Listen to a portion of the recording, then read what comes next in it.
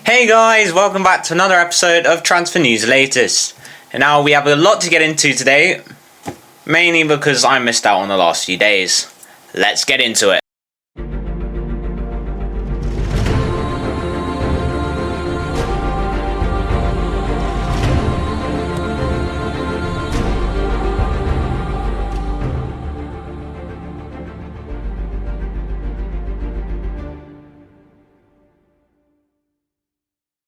Before we get started, I would like to remind you to please like and subscribe to the video.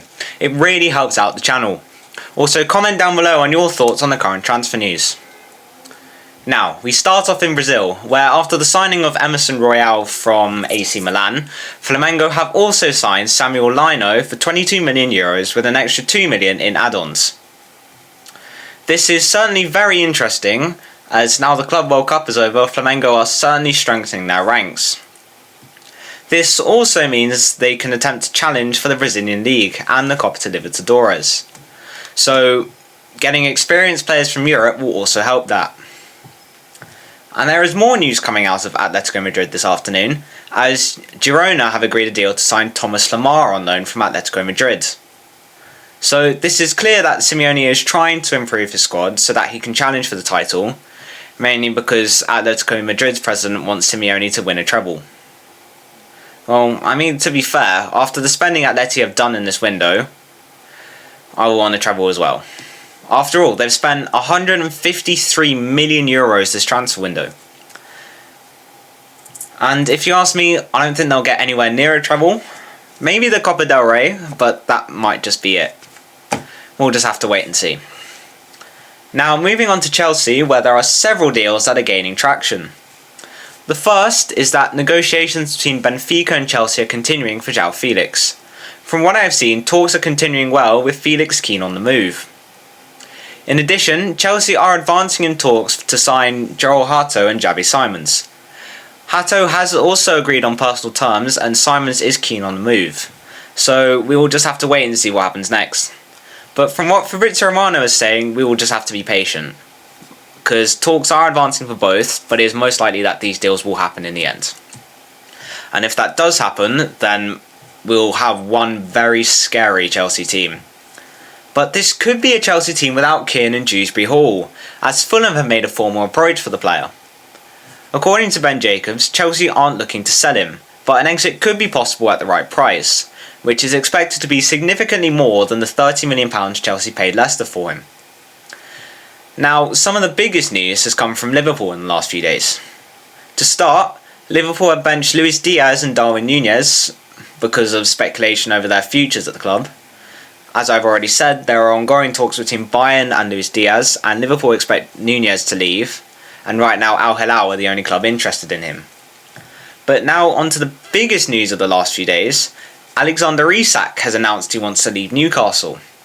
This has mainly come because ISAK wanted something like $350k a week in his new contract, but Newcastle can offer more than $200k without breaking PSR rules.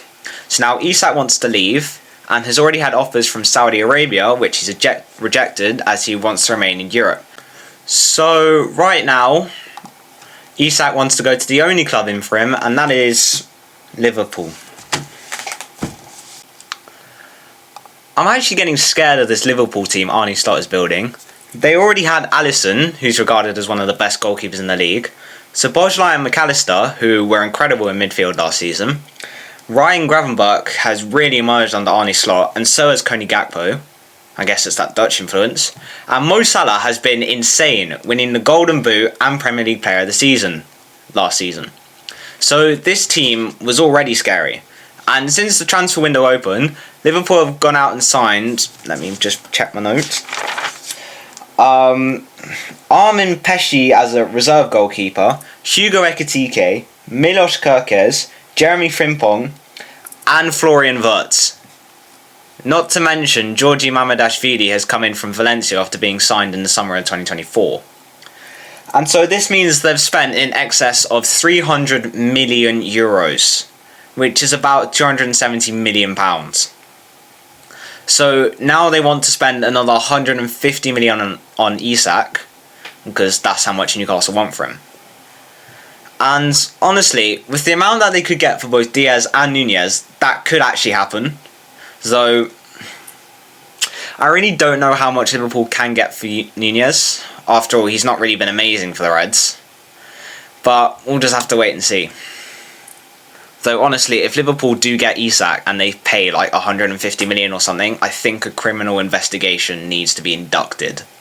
Because it's just starting to get stupid. Also because it's starting to look like some sort of Bowley level spending. At least FSG are using their money on actual good, experienced signings and not teenagers. That's probably why they cost so much. But like I said before, this is becoming one scary Liverpool team. And there has been some transfer news on the other side of Liverpool as well. After Ipswich signed Ashley Young from Everton for one season, the Toffees have gone out and signed 19-year-old Adam Asnou from Bayern Munich for €12 million, including add-ons. And now Everton are in advanced talks to sign Malik Fofana from Lyon. And this makes more sense, as while he was a secondary target for Bayern Munich, it looks more and more likely that Bayern will go for Luis Diaz. After all, he was left out of Liverpool's game today because of transfer rumours and stuff, and the fact that he wants to leave.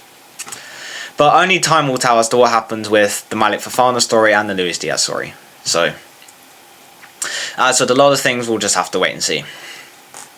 Yet another club is looking to strengthen its ranks, as after the story about ISAK's desire to leave, Newcastle have gone out and inquired about Benjamin Šeško to possibly replace ISAK. But at this point it's just an inquiry, nothing much has really happened. So there is more news on the ongoing negotiations for Yoane Wissa. According to Ben Jacobs, Newcastle have been told Brentford would not look at any offer less than £50 million. And as Wissa is refusing to train, we can see how he wants that move to Newcastle. So we'll just have to see what happens. And also, more news that's come out in the last 2 hours. Apparently Newcastle have also inquired about Nicholas Jackson. So there are definitely some striker options that Newcastle are looking at. We'll just have to see what Newcastle do with that. And finally, the deal has been agreed between Burnley and Manchester City for James Trafford, with the deal being agreed for £27 million, with the goalkeeper to agree a 5-year deal. Medical tests are scheduled for Monday. Now, this is definitely a very good replacement, as Trafford has proved he is a good goalkeeper and deserves to do better than just Burnley. So, it'll also be a good replacement for Ederson. But I wonder what will happen now, because I know there were links to Ortega, but I don't think he's going to go. Ederson was linked to a move to Galatasaray, but that's all gone quiet. So now Trafford's gone in, Scott Carson's dipped.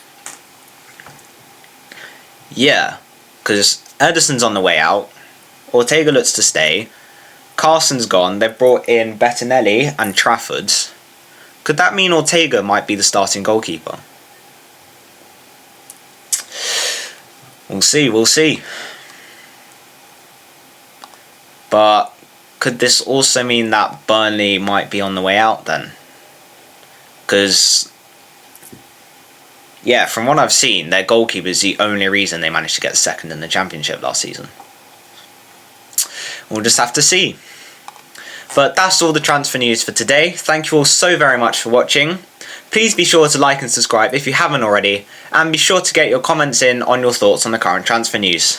Thank you, and goodbye.